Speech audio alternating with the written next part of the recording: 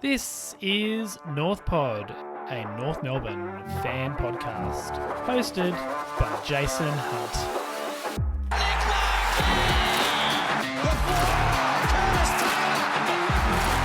Stevenson with his own moves. Carrington.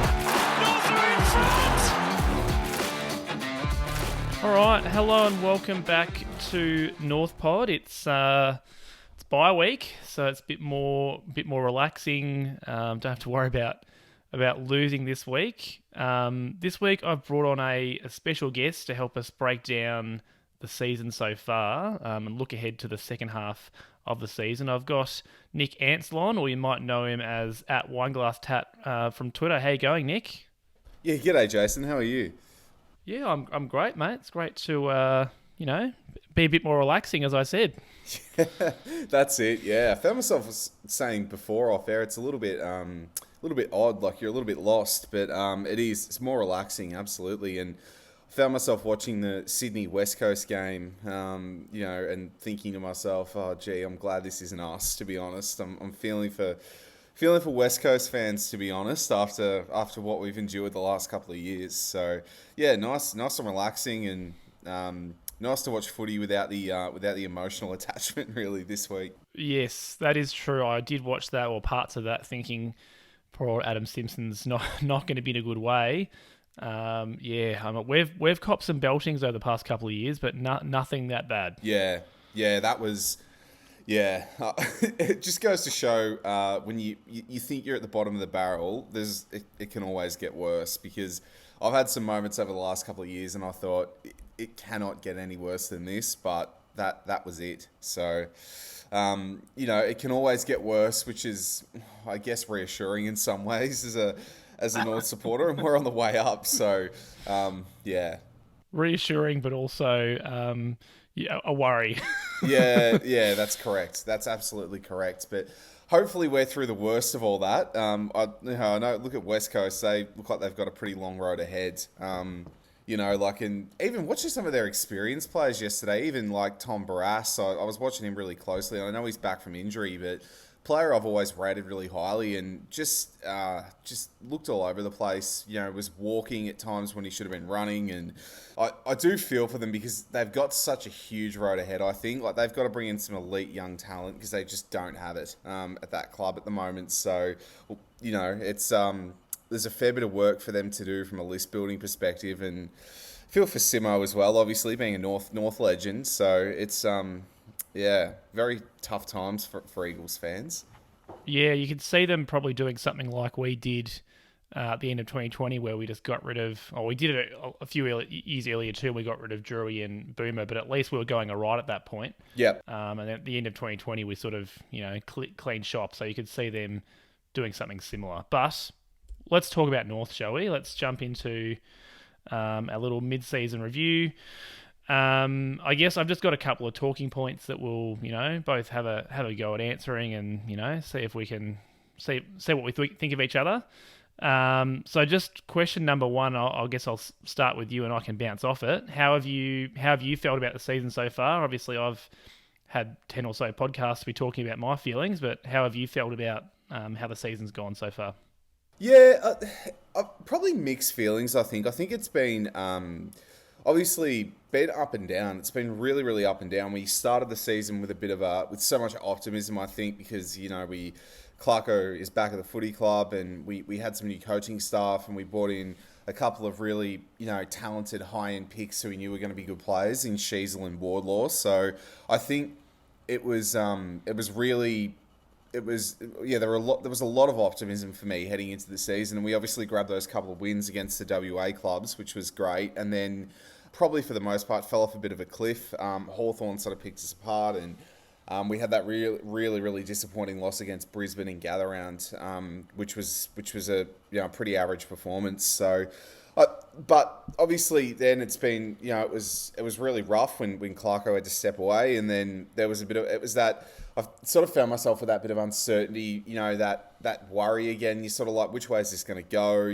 How are we going to end up? Because we've had so many coaching changes in the last couple of years after having the same senior coach with Brad Scott for, a decade. So, that's worrying. But I think Rats has come in and done a fantastic job. I don't think you can fault the effort, the side of his side.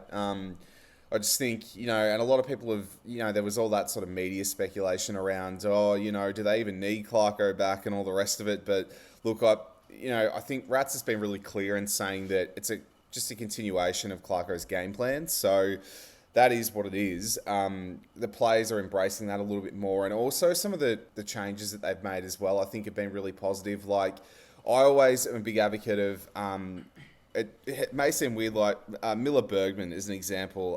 When he isn't playing at halfback, I think we struggle in a lot of cases, because if you have Elmac, Jack Zeeble, Aiden Core, Griffin Logue and Ben Mackay in the same back line, I just think we're too slow. So, I think him getting back into the side after that he was out of the team for a couple of weeks, and I think him being back there, and I think last week we tried Taron Thomas down there.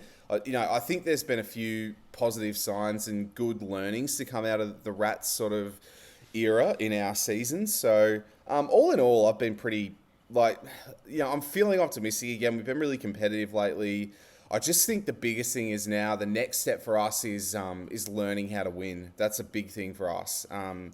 So hopefully the second half of the season sort of can bear some fruits for the work the boys are putting in. So, yeah, I don't know. How about you, Jason? How are you feeling about it all?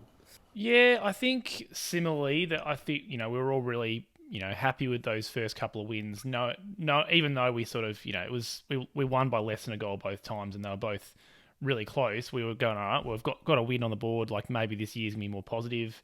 And then we hit that real dip, like the Hawthorn round 3. We're thinking, oh gee, we're going to be 3-0. What's happening? Yeah. What's happening here? And that certainly didn't happen. And then we had that lull. I think it was probably 4 out of 5 matches where we got belted by Melbourne, got embarrassed pretty much by Gold Coast. Port Adelaide smashed us.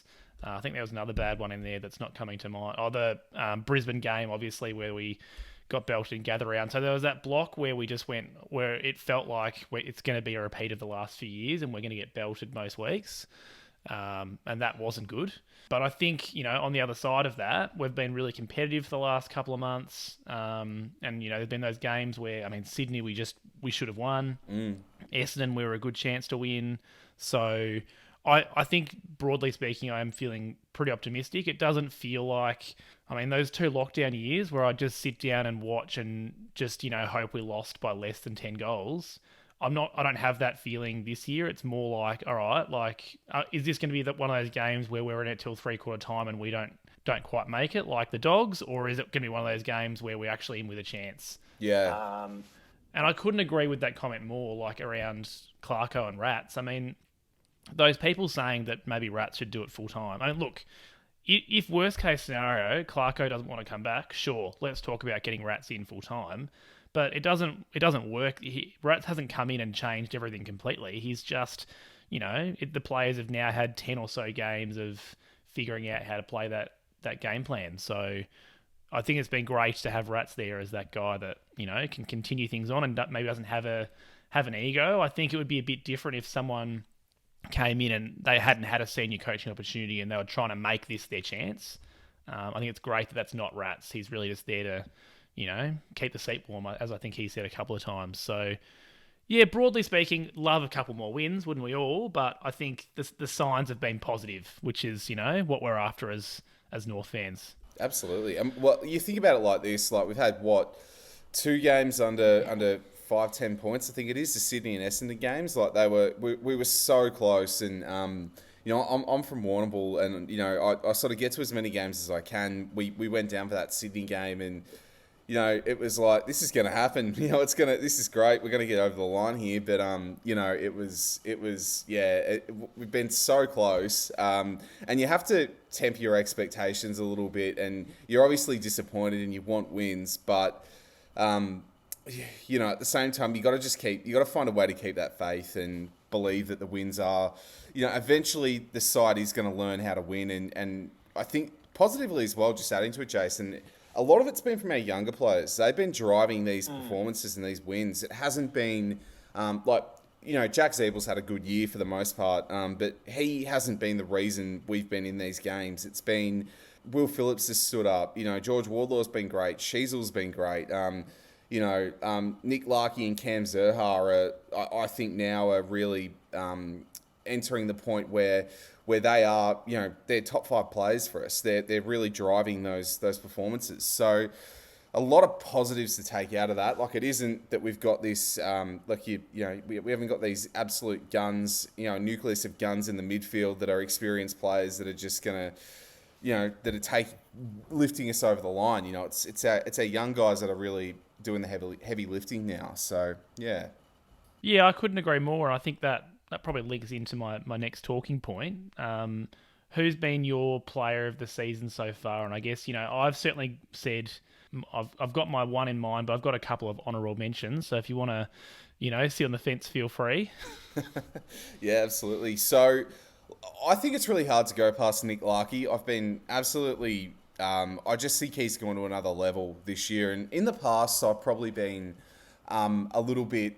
not concerned, but I think he's that different sort of player. He's a big man, like he's a big tall forward, but he's a really crafty, clever sort of forward. So he isn't your Tom Lynch, Tom Hawkins going to he's going to muscle someone off the ball and take a big contested mark. He wants, he's a little bit more nuanced than that, I think. And I think he went through a bit of a phase where he wanted the ball out the back a lot and he wasn't sort of leading up to the footy as much. But that, you could argue that was a byproduct of what delivery he was getting as well and a few other things. But I think for Nick to be in the position he's in, a few goals off the Coleman leaderboard the Coleman leader is incredible, given that we are 17th on the ladder and we've had 2 wins for the season so far. So, just couldn't love the bloke anymore. He's signed a big extension. He's turned his back on free agency. He hasn't allowed that to turn into a circus, similar to Jai Simpkin earlier in the year. He just said, no, I'm committed to the club. I'm ready to be a leader of the club, and he's in the leadership group now, and his performances on field are really showing as well. So for me, I think it's really hard to go past Nick Larkey. Honourable mentions, though, Harry Sheezel's been a phenomenon. I think he's going to be an excellent player for us, and he's almost what I would call a non-typical North Melbourne player. I don't think over the years we've had a lot of those really silky, classy, Nick Dacos types that can hit targets and do it 9.5 times out of 10 really, and do it perfectly. We're known for those hard in and under players. So just loving what he's been able to put together, and I think for the most part he's been excellent. So there's a lot of upside there, but they're probably my two. Jace, how about you? Yeah, so I definitely had Nick Larkey too, so I won't spend any more time talking about him, but 39 goals off, what we're doing with North Melbourne this year in terms of the entries that he's getting is phenomenal, and I think he's only 3 off his career high. I think he kicked 42 a couple of years ago, so he's going to go past that. I've probably got 2. I'll go to my 2 honourable mentions. I mean, Goldie has just been super consistent. Like, he missed that first game because Cherry was ahead of him in the pecking order, and then obviously Cherry got injured. Goldie's been, I'd say, he's probably won the contest, 8 or 9 times, and he's broken even most other times. He's just been super consistent. He hasn't been anything different to what he's been for the past sort of 8 years. I'd still love him to take a couple more contested marks. I'd still love if he was a bit more damaging with his hit-outs throughout the game. I think he kind of goes through patches. But I guess I'm nitpicking. He's been really, really good.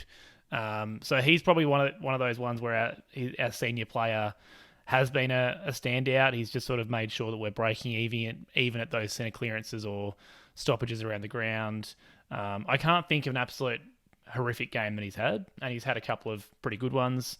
So that's an interesting one. I think when I talk about what I want to see for the rest of the year, I might even contradict myself on that one. But I mean, he has been really good. Yep.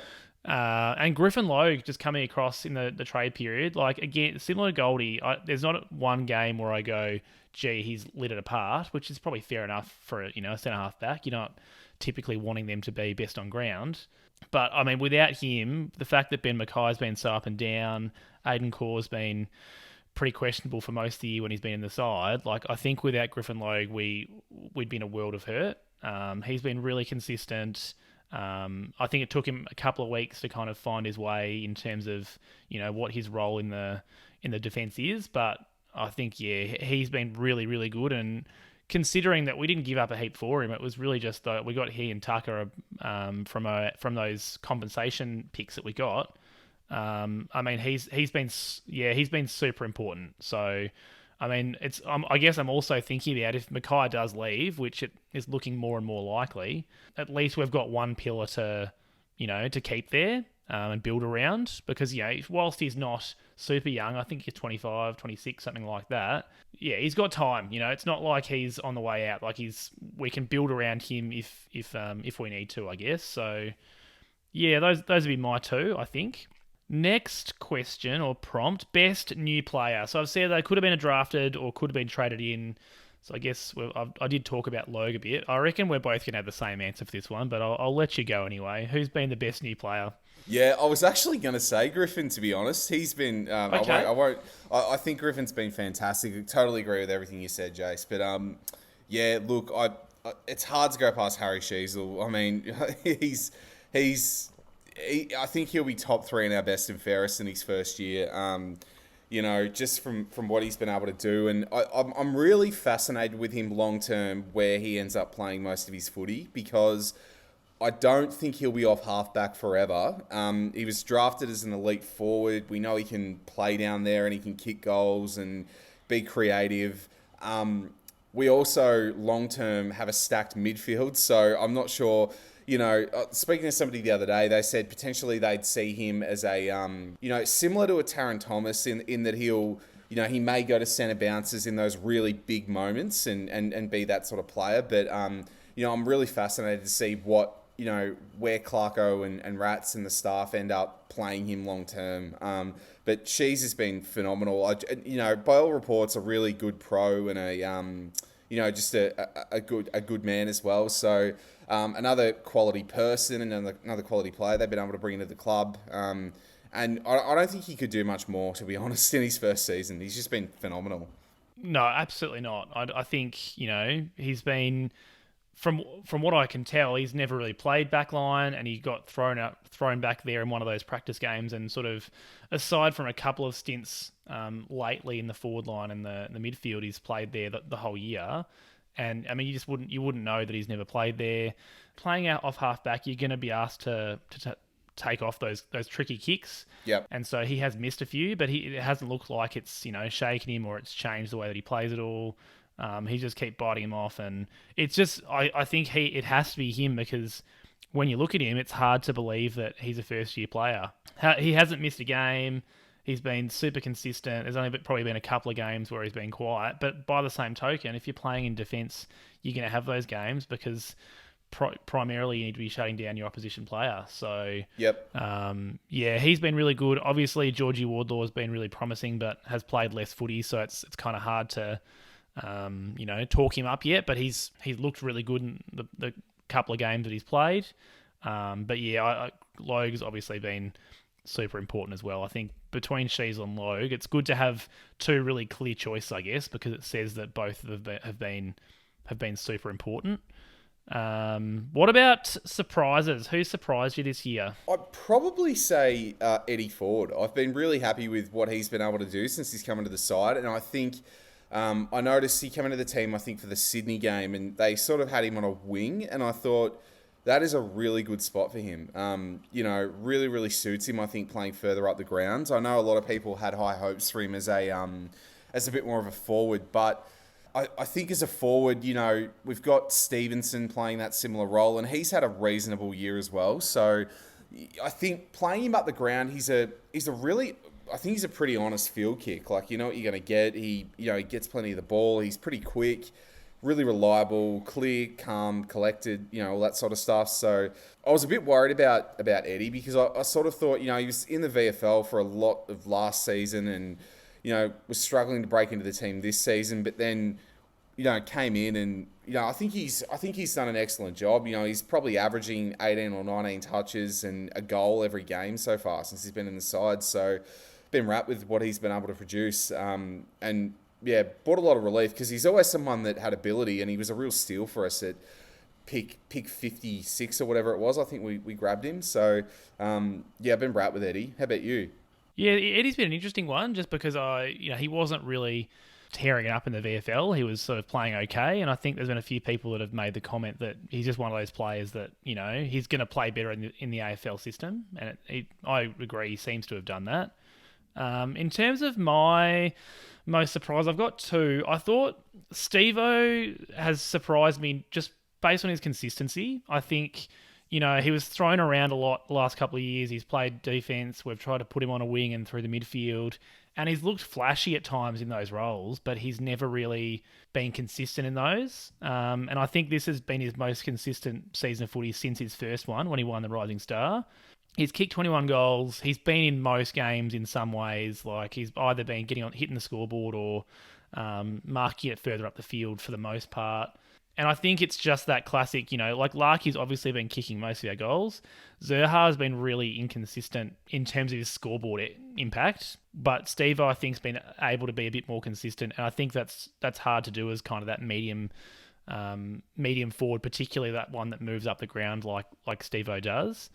I'd say my other one, and maybe this is a bit just because it's someone I wouldn't expect, like Liam Shields, I didn't know what we're getting with him, just based on his age profile. I know that he's been a really consistent player for Hawthorn, for 10 plus years, but I guess I really thought that he was just going to be a depth player, and he's been really important on that wing to just give us some stability, through that middle part of the ground. Hasn't been a game where I've gone, gee, he's absolutely lit it up. But by the same token, there hasn't been a game where I've gone, gee, I think we need to drop him. So I think just again, like his level of consistency has kind of surprised me in a good way, because as I said, I thought that he'd be that sort of player. I thought he was going to be similar to Daniel Howe, I guess, like someone who would come in when we need, but we wouldn't miss. But he's been really good too, I thought. He's driving good standards as well. That's the biggest positive with Liam Shields. He knows what level you have to train and play at to win multiple premierships, which is invaluable. Like he can say to the boys on the field, guys, we've got to lift. We've got to lift our pressure. We've got to lift this. We've got to do that. He can relay that messaging. He knows the Clarko game plan. He knows what he wants. I just think he's been invaluable as well. I couldn't agree more. And with Steve-O, just a comment there. Like, I think in that first season when he burst onto the scene at Collingwood and he kicked so many goals and won the Rising Star, he was playing effectively as a deep forward, and that was his go. And I think there was always that element of,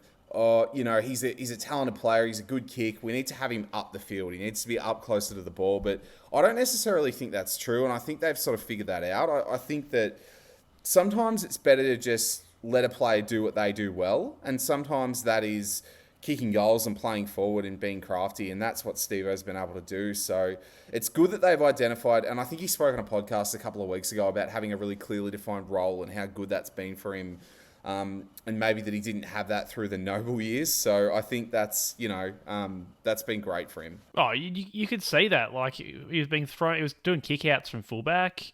It was really like being asked to do so much that just wasn't in his skill set. And maybe you could train him over several years to get to that point. But when you've got someone who's such a good goal kicker, I don't understand why we were experimenting with him so much. I mean, maybe it's just that classic. You see someone with a heap of talent and you think we've got to get them more involved. Let's chuck him in the midfield. But I mean, it didn't work. He'd have one of those patches where he took 3 bounces through the middle, and then that'd be his input for a quarter.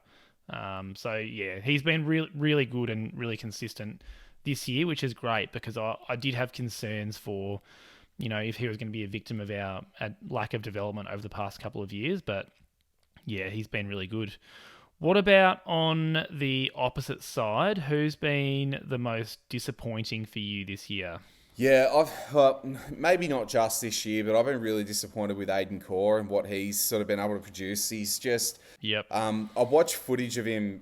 It seems like Kingy and Lee Montagna single him out every week on First Crack, and it's a really interesting perspective in that I think originally when he played his best footy at GWS, he was playing as an intercept marking player, and that was what he was doing well. He was reading the ball well and cutting it off and sort of then dishing it off and launching it. He doesn't seem like he's suited to playing a lockdown role, which is a bit of a worry given he's 195, 196 centimetres, and we sort of need him to hold that to hold that post. So a little bit of a worry there, but I've been really disappointed with Aiden. I just think he's at times his effort is subpar. Like, I don't think he runs enough. I don't think he's tight enough on his opponent. And really, like, for the most part, particularly in that Bulldogs game, there were 3 or 4 goals that could be attributed directly to him, which is, it's not good enough for a player that's on really good coin, is brought in to be a leader and is, 28, 29 years of age. You just expect more. And you compare that to Griffin Logue, who has been pretty good since he's come in, and Mackay's been really up and down. But I think with Aiden Corr, I'm almost at the point that I'd rather Bonner is in the side than Aiden Corr. I think at least with Aiden Bonner, he's gonna give it his all, and he can play a lockdown role. He can lock down opponents, and he's done that before. So, I'm really not sold on him. I hope he has a good finish to the year, because I think he has some good attributes, but he just hasn't put it together often enough. Which is a worry for someone in his age bracket and what he's sort of in the side to do. Yeah, I think I would agree in terms of, Bonner's at least, I think Bonner might be 5 or 6 years younger. So at least you've got some potential there. Whereas, I think Corr's not going to get better. He might play a better role for the side or fit in with the role that he's asked to do better, but he's not going to develop into anything different at this point. I definitely had him as one of my disappointments. I had 2 others, and they're probably a bit harsher. One's not. Curtis Taylor was obviously someone coming into the year that we thought had really, was going to play on the wing / half forward for us for, a long time, and currently finds himself out of the side. Wasn't giving us enough, wasn't consistent, looked really, hadn't grown at all. I guess it's going to be unfortunate for me. He's one of the players that I've got commentary of in my intro. So next year I might have to update my intro if he's out of the side altogether. But yeah, he's been really disappointing. He's played 61 games now, so he's sort of you past that 50 game mark where you're sort of hoping to develop, and by that point you should be getting a game 100% on merit and not just on potential. And I'd say that's possibly why he's out. I don't know what's happened to him. He was one of our, I would say, I really high hopes for him. He was one of the players that actually showed a bit in the David Noble years. I can't put my finger on what's gone wrong. I think he had 10 touches in the VFL last week, and I watched that game, and he was largely anonymous.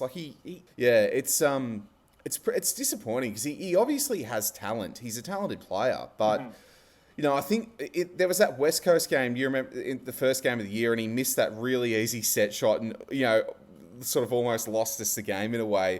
I thought, I hope this isn't a sign of what's to come. And unfortunately, it sort of has been for him. He's just hasn't clicked for him, which is, disappointing. But hopefully he can turn it around, because, he does have the ability.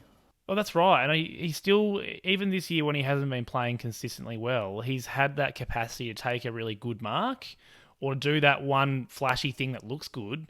It's just been, the other 95% of the time where he hasn't been able to do a job or to play a defensive role at all. You're right. He hasn't been playing well enough in the VFL at all to get back in. So I'd say Ford's gone well ahead of him. I'd be surprised if... I think it's going to take a couple of injuries to get him back into the side for this year, which, is a far cry from where he was, I'd say, at the start of the year. My other one was just Tom Powell. He just hasn't seemed to have come on. I think, that first year that he played in 2021, after we drafted he and Will Phillips, he really had the better year as compared to Will Phil. He looked like he was going to be a really damaging midfielder, and it's just one of those kind of ball magnets. And I think he played 18 games last year. He played plenty last year, and he just hasn't really come on this year. I think part of it is we don't really know where to play him, because, as you mentioned earlier, we've got so many mids, and where does he fit in?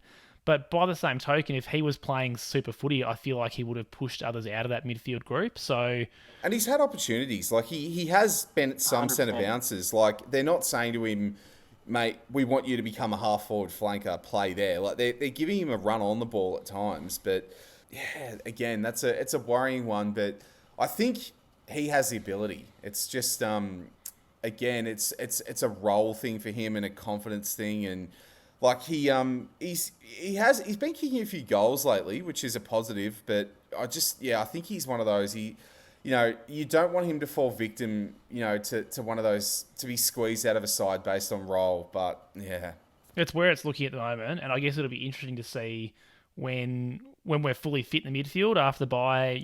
We assume that LGU is going to be back, so I think we'll have a fully fit midfield, and I'd be expecting him possibly to drop out just based on what his form's been like recently. But he has so much potential, so yeah, I think that one is a bit harsh on him just because he hasn't been horrible, but I feel like we're all expecting more in his third year, I guess, and he hasn't quite delivered on that yet, at least. All right, let's have a look at our next question. Whose development are you tracking closely in that second half of the year? Who are you kind of looking forward to seeing? What could they get out of that second part of the year, I guess? Yeah, big one for me is probably Bailey Scott. I'm interested to see what level he can go to. I think he's gone to another level this year. And he's probably one that I've been in the past probably a little unfairly a bit critical of, because I think he's been a hard two-way runner. Like he's always been able to clock up the Ks and put in the work that you'd hope him to do. But I've always thought he was a bit meh with ball in hand. But I think this year he's really changed that, I think, and he's been able to really string together some really consistent, solid footy. He's getting a lot of the ball now. He's getting sort of 20 plus touches every week. He's driving us inside 50 a little bit more. He is, he's been in and around it. So I'm interested to see where he can get to, and whether or not he can really break into that top echelon of wingman in the comp. And I really hope that he can. I think he has the natural ability to do it, but I think he looks like he's just running on confidence at the moment. He's got a lot of belief in his own ability, and I think the coaching staff seem to have belief in him as well. So, yeah, really keen to have a look at Bailey and see what he can pull together. But also, for me, Paul Curtis, I think, is another one. I think he's been very mercurial this season at times. Like, he's had some brilliant patches, takes good marks, is able to do some freakish things like that goal against Sydney. He meant to do that as well. Like he wasn't just sort of hoping it'd go through. He's a superstar when he's up and about. But the challenge for the coaches is going to be getting that out of him more often, I think, is the biggest thing. And I think he's the sort of player who could benefit from times if he's hasn't touched the ball for a quarter. Push him up a little bit higher. Get him up the ground a little bit more, because he's good with ball in hand and he can set up play. I think probably Bailey and Paul are the two that I'm going to follow pretty closely, I think, for the rest of the season. Yeah, I agree. But Bailey Scott's been fantastic this year. I think there was a game relatively early on where both he and Curtis Taylor had shockers, and I remember on the podcast kind of going at both of them, but I did go more so at Curtis Taylor. And since then, maybe Bailey Scott was listening. Since then he's been really good. Paul Curtis, I couldn't agree more. I really do hope that he is also developing that defensive side of his game, because I think, we know we're crying out for a small pressure forward. And whilst I don't think that's him naturally, I do think at the moment we kind of need him to play some of that role, because we just don't have another player that can do that, unfortunately. Like Phoenix Spicer can't. Kane Turner, we don't want to be doing that. So Blake Drury kind of came and went, and I think he's probably better suited to being a defender. So anyway, like we do need Paul to, I think, be doing that. I think what I'm looking forward to seeing is those young tools. So Cherry, CCJ, and Comben, and what that could look like, next year. I think, we've seen with Comben injured and Cherry injured what Coleman Jones can bring, and I think it's that classic, because he's a traded player. I think people have higher expectations for him. They sort of come in and are expecting a ready-made player. But we've got to remember he's still, about 2 meters tall and still really young. So he's going to take some time. But he's been really good in patches this year. And I don't think he's had a really shocking game. He's just had games where he's struggled to have impact. Yeah. Well, he's had a lot of almost games, hasn't he? Like, there's games where he gets his hands on the ball and just can't clunk a mark. And, there's other weeks where, his hands are like a vice and, you can't get it off him. It's... I think he will be a long-term AFL player for us, though. I think it's just how good he's going to be is going to be the sticking point. So yeah, like, can he be sort of a second option, or is he going to be a third option, I guess? And that's where I think right now we kind of need him to be a second option. Obviously, Larkey's number one option, but I think I hope that he gets a game for the rest of the year. I'm hoping that it looks like Cherry played in the VFL, so it's going to be interesting to see if he comes back relatively soon and what that looks like with Goldie, because I don't think we can play Cherry and Goldstein in the same side, given we want to play Coleman Jones as well. And then hopefully Comben can come back. It's not going to be right away. I think it's only going to be late in the year, because I'd love to see what it looks like with Comben, CCJ and Larkey in the forward line. I don't know if it's something that can work long term, but I think we've got to try it. I think, to be honest, I think it absolutely can. You look at the pressure that Comben can apply.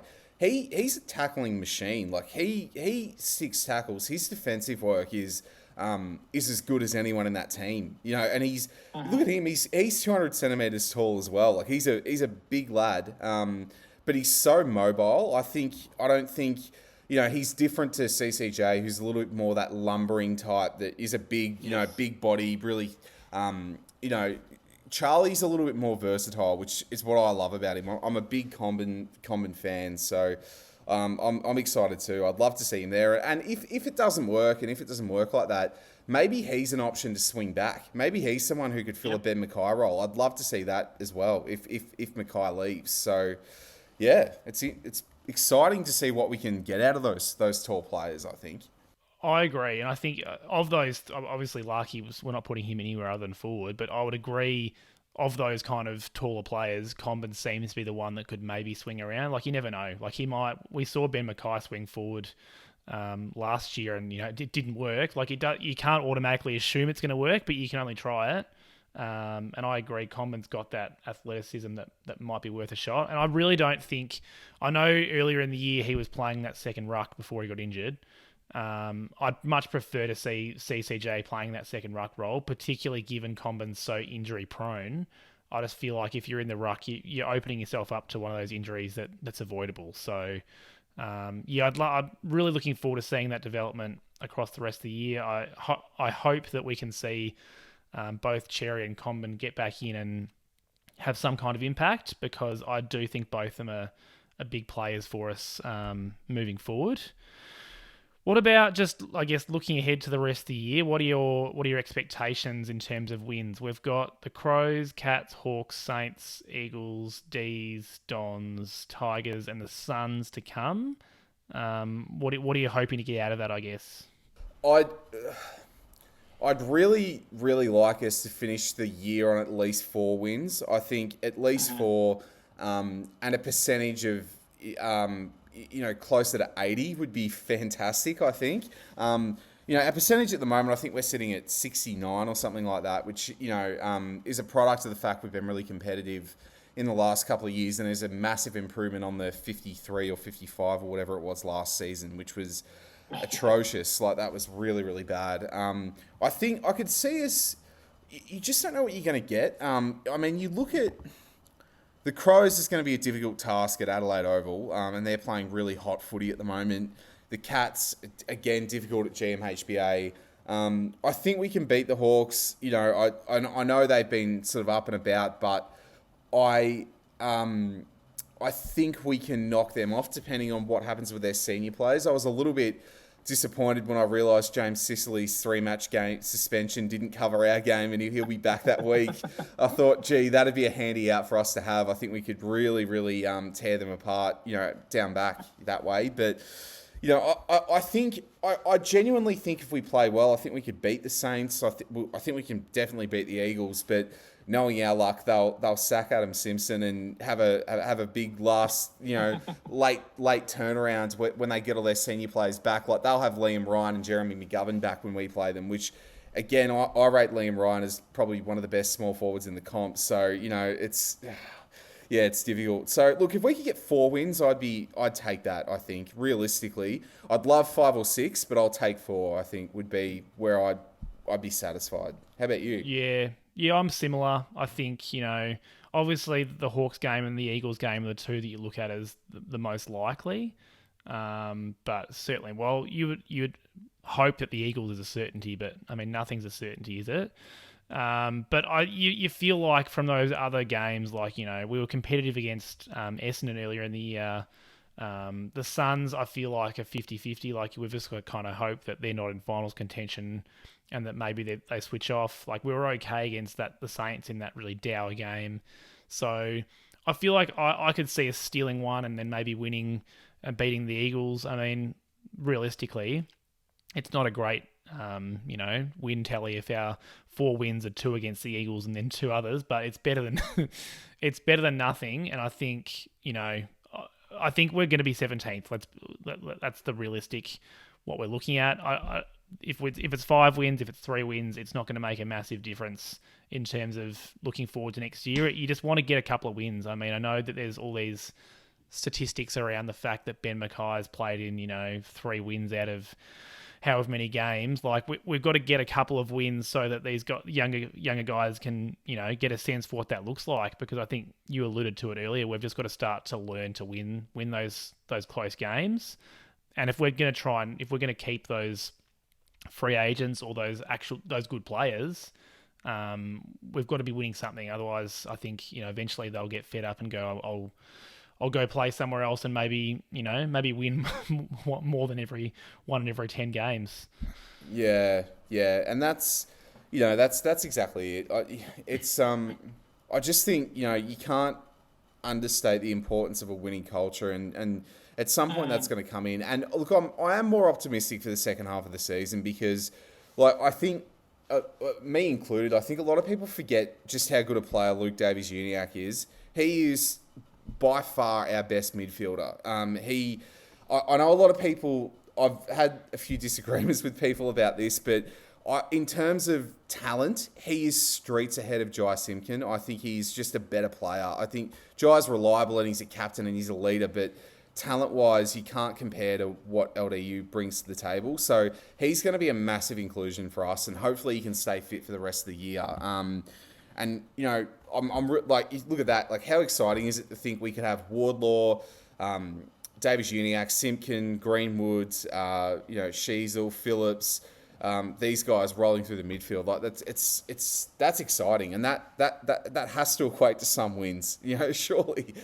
Yeah. Oh, you would hope. I mean, if we're going to be talking about having a flushed midfield, well, we've got to hope that flushed midfield is going to get us some wins at some point, because otherwise, maybe the midfield's not that flush, I guess. Yeah, exactly. Last, I guess, question.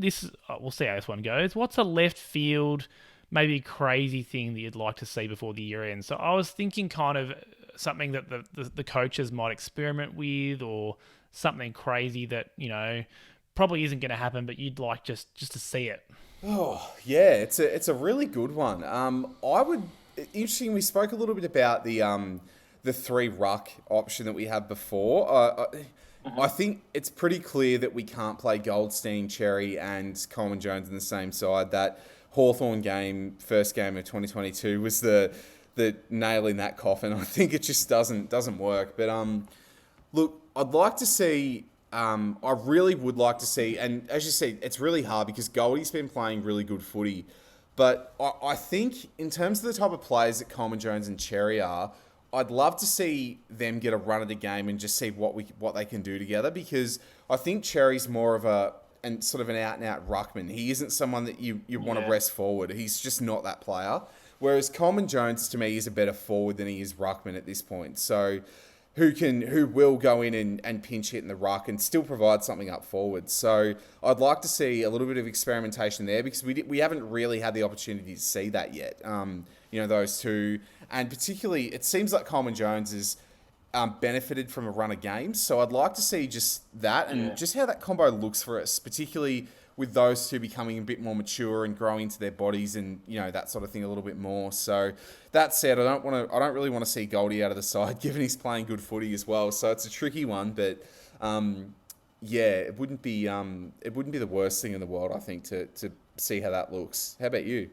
Yeah, I think I've got a one that I'm not even sure I believe in it, but we've had that issue with us getting the ball out of defence. You know, it's been consistent. We've really struggled to break the opposition zones, and I think, you know, we've talked around. We just don't have players back there that can hit targets consistently enough or hit those hard targets. Like Jack Zeeble can chip it around all day long, but I don't know that he can bite off those 30-metre cross the ground kicks that sort of go into the middle. I wonder if George Wardlaw can go back down there, because we've talked about our midfield is flushed. Obviously, Wardlaw is going to be a midfielder long term, so I'm not trying to say he's going to be a defender long term, but he has a really good low kick. And I think he can also play as a defender. Like, he's so hard at the ball. He's a great tackler. I wonder if he could go back and do something similar to what Sheezel's been doing. But again, I don't expect it to happen, to be fair. But I think that he's a really good kick, and we need really good kickers who can also defend in our back line, because at the moment it's one or the other. In Aiden Corr's case, neither. So yeah, I think it'd be great to. I guess I want some experimentation back there. I know that Taron Thomas was back there last game, and I'm sort of on. I really don't know what to do with him. I think we just need three of him. We need one forward, one back, and one in the midfield. He's a bit. I see him.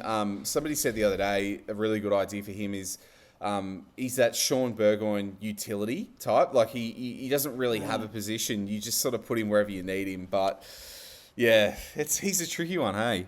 He's really tricky, because I think at the end of that Bulldogs game, he'd been playing defence all day, and then we chucked him in the middle after we activated the sub, and he made a massive difference in the clearances. Like, he's such a good clearance player, but he's such a good kick at it. Yeah, anyway. So I think long term that's something that I'm concerned about, is how we're exiting 50. And I guess that's, you know, part of that is the age of our defence. It's the oldest part of the ground for us. We've got to start getting some more youth in there, and hopefully with Goda coming back for injury, that might happen. I mean, Bergman's obviously the one really young player in there at the moment.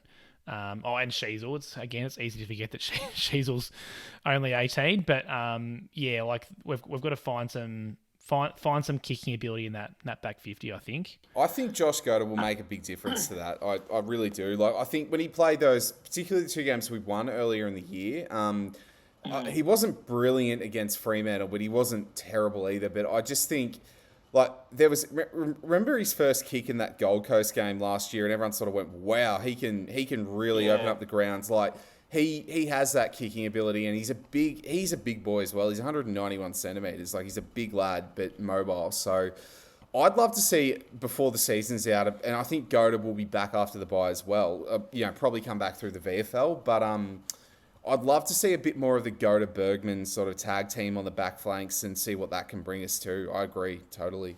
Yeah, yep. I think Goda's got to play that third tall, because right now Aiden Corr's playing it, and that's not working. Let's get someone who can probably play just as well defensively, but give us more drive, I guess.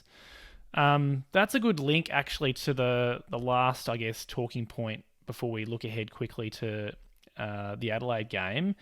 I just thought we'd have a look. What's our best injury-free, ideal 2023, I've said, I guess, because obviously we've got the sub. I guess I'm just going to read through what mine looks like, and maybe we can we could unpack it if you like. So here's what my, again, ideal injury-free 23 looks like. So I've got Sheezel, Mackay, McDonald off the fullback line, Bergman, Logue, Thomas.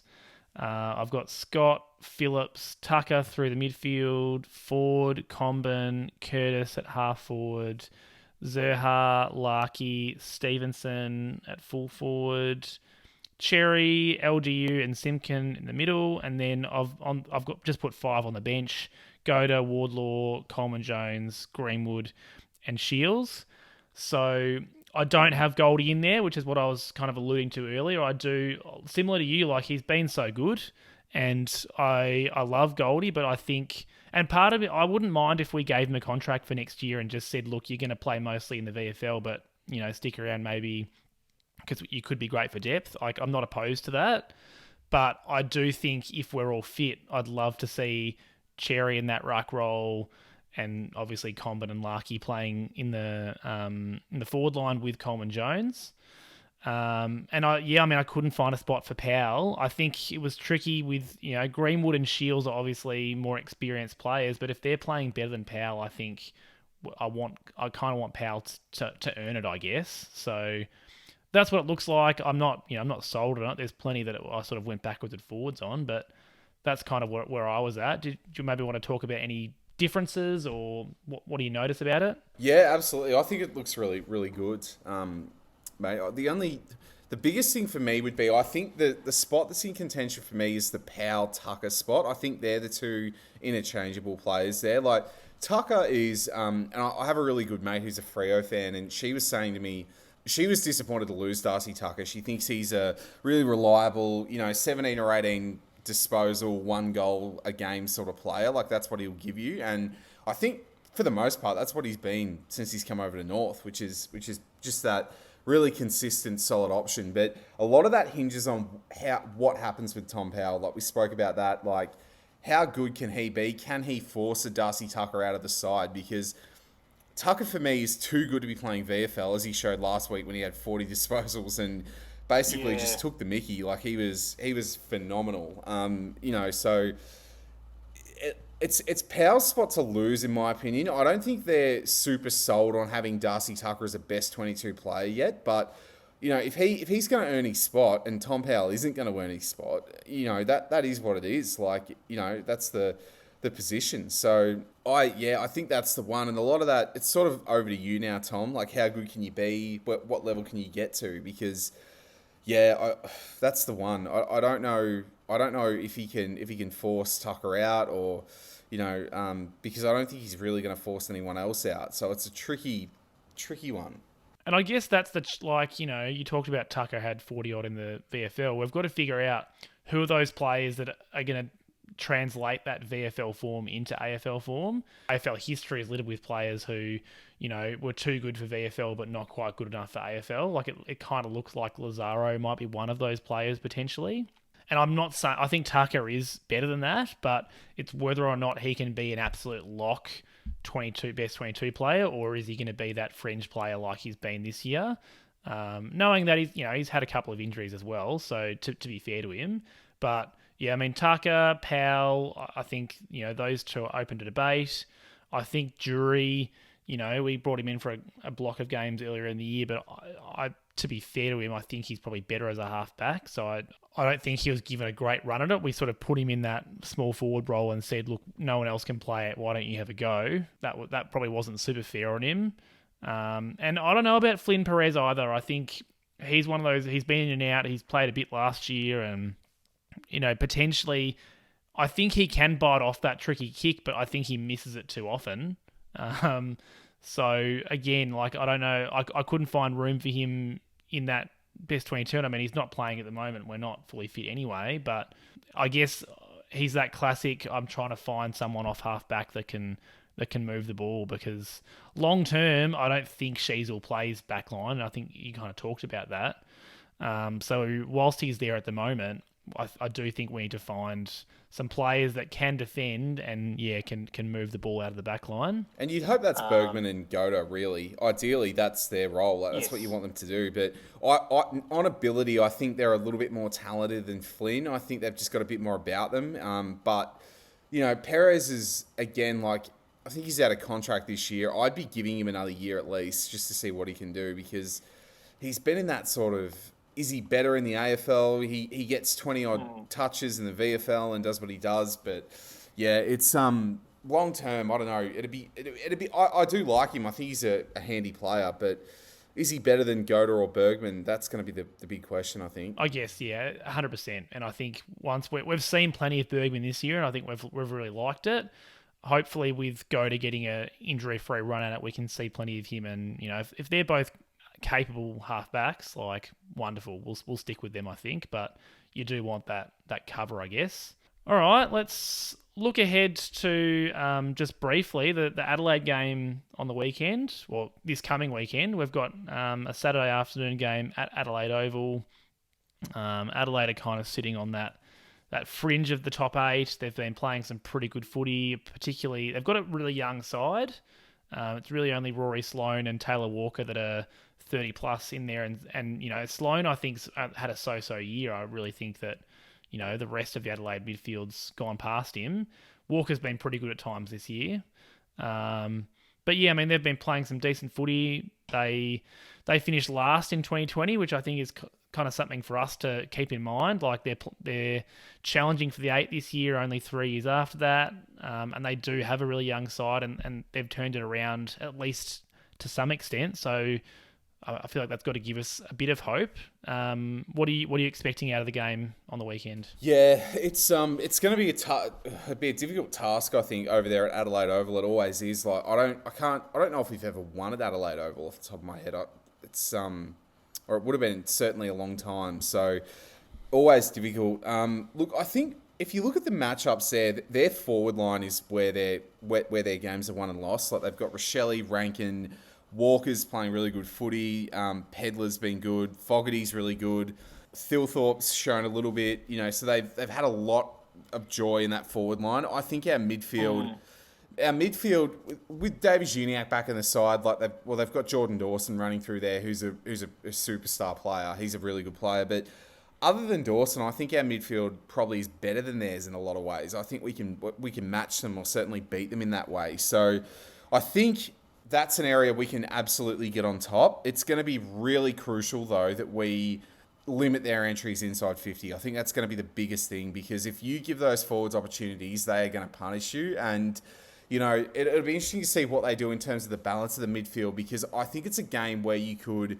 I know there's been a lot of talk about it's one or the other with Greenwood and Cunnington this year, and you can only play one of them. And Hugh certainly seems to be ahead of Cunners at the moment in terms of the footy that he's playing. So I think it's going to be really important for us, our defensive-minded midfielders, so our Hugh Greenwoods and our George Wardlaws, to have a really big day and limit entries and equally be as damaging going forward. If we cough up as many inside 50s as we did against the Bulldogs, I think we're going to be in a world of hurt. So that's got to be a focus, I think, for us going forward. I think our forwards, like they've got some... I really rate Nick Murray as a defender. I think he's really good. Butts has been good for them. So I think our forwards can get on top of their defenders if they're given the opportunity. But I think it's going to be won and lost out of the midfield. So, yeah, going to be interesting.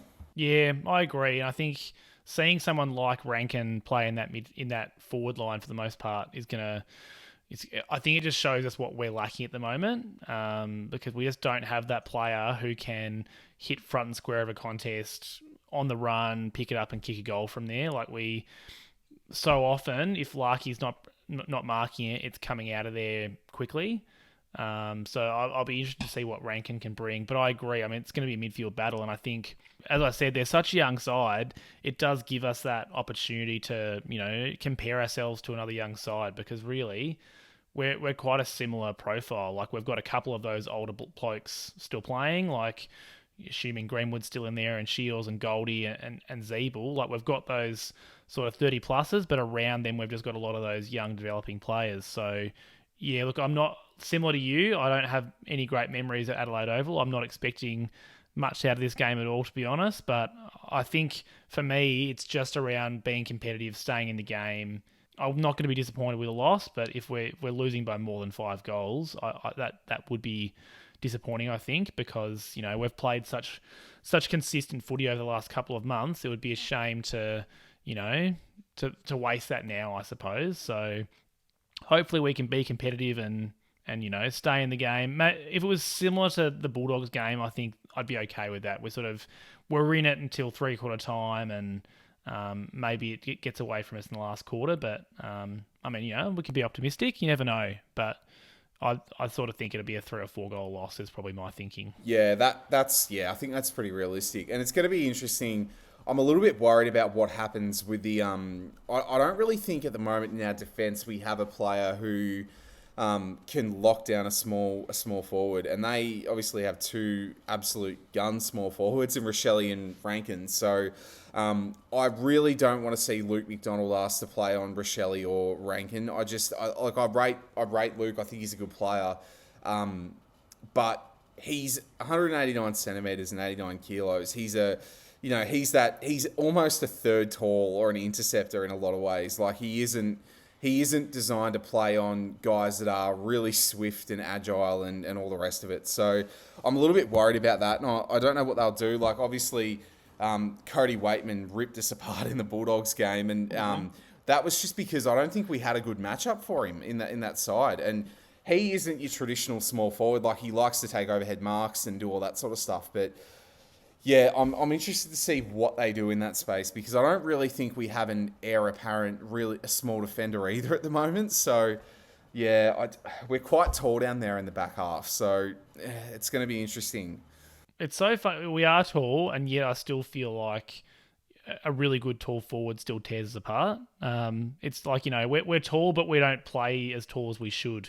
But I would agree. Like McDonald, I mean, when he won the best and fairest, I feel like he was playing as that interceptor third defender. And we seem to have gone away from that because of, I guess, we've got taller players in there that can play those roles, but I don't think it's been to Elmac's advantage, really. Like he's been a bit, not lost, but I don't think it's enabled him to play his best footy, I guess. So no, I agree. And I think that's more, hopefully maybe it's someone like a Bergman can play on the smalls. I don't think he can yet, but maybe he can develop. I don't know if he's agile enough. I think he's quick, but I'm not sure if he's agile enough. But again, I guess hopefully that's something that he can develop. Hopefully we can pick up a few smaller players in the draft and play those roles. So we'll see how we go. Yeah, 100%. All right, well, thanks for coming on the podcast this week, Nick. It's certainly given my voice a rest, and maybe something. It's always easy to have these a bit conversationally. I think someone to bounce off and disagree with sometimes, but bring on some different opinions. Is there anything else that you want to add before I let you go?